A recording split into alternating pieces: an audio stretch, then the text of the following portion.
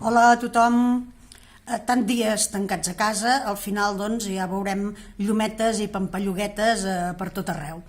Això mateix és el que els hi va passar al segle XIII, concretament el dia 7 de gener de 1247, als monjos del monestir de Santa Maria de Serrateix. D'on ho traiem, això? Doncs això ho traiem d'un document, concretament del Necrologi de Serrateix, perdut, que és un llibre perdut. A veure, comencem. Què és un necrologi? Un necrologi és un llibre on els monjos apunten la mort dels seus benefactors per tal de poder resar per ells el dia que se celebra el seu aniversari. És una pràctica que actualment encara continua i si mai teniu oportunitat d'anar al cor del monestir de Montserrat veureu que a l'entrada hi ha aquest llibre i cada dia hi ha apuntat l'aniversari dels difunts, començant pel fundador, que és l'abat Oliva. Des de fa 1000 anys els monjos cada dia resen per aquests seus benefactors. Hem dit, ara us he dit ara mateix, que és un llibre perdut. Llavors direu, com és que se sap això? Bé, doncs perquè en el segle XIX, principis del segle XIX, Jaime Villanueva, que era un dominic valencià, va endegar un projecte, juntament amb el seu germà, que va tenir com a fruit una obra en 22 volums que es diu Viaje literario a las iglesias de España. I què va fer aquest Jaume Villanueva? Doncs va visitar diverses regions d'Espanya, visitava esglésies, monestirs, catedrals, etc., i allà copiava els documents que li semblaven interessants. I concretament, en el volum 8è del Viaje literario a las iglesias de España, el document 367, explica còpia, un document que va trobar en aquest necrologi de Serrateix i que és realment curiós.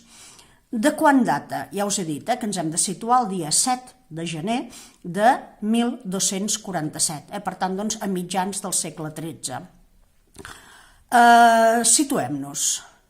El document diu que era al capvespre d'un mes de gener, per tant, ens hem de pensar que seria cap a les 4 o 5 de la tarda, que era un dia perfectament clar, era un dia que no hi havia núvols, imaginem un dia d'aquests d'hivern fred i clar, amb una visibilitat perfecta, entre altres coses perquè al segle XIII encara no hi havia contaminació.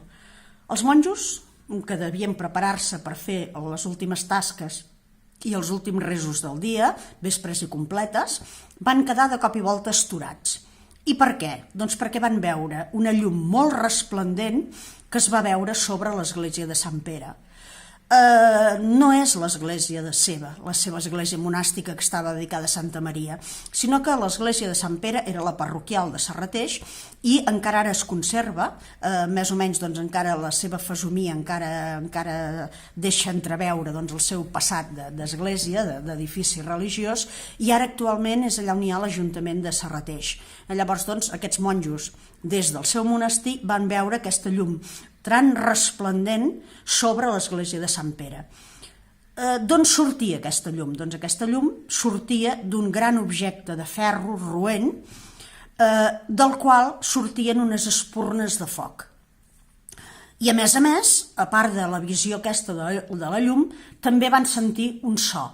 Concretament, feia aquesta llum que sortia d'aquest objecte roent, com un objecte de ferro rodó roent, doncs feia el so del que fa una paella quan bull. Imagineu-vos el soroll aquest de fregir d'una paella, més aquesta llum, més les espurnes de foc, etc.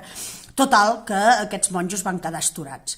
Aquesta llum va continuar baixant i quan va ser a prop de terra, la llum es va dividir en dos i va desaparèixer.